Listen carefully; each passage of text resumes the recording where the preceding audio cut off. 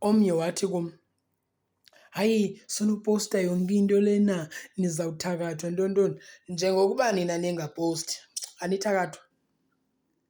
Njengokuba nina iilayisi zenu ziphrayivethi abanithakathi? Amagqwirha asebenzisa i-software yangoku, asebenzisa the latest software. Bakubona ngoku ungapowusti uhlelele endlini uqonda uba yha hayi ndinento ethile .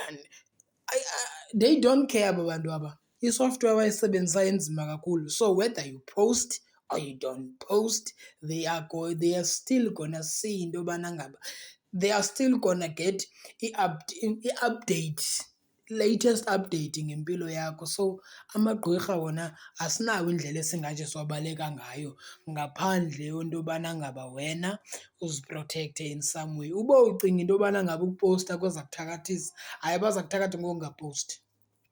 Baza kuthakatha ngoku ungapowusti because basibona ngoku singababoni. Because ngoku mna ndibonwa ngamagqirha asesiteke ndiseKapa.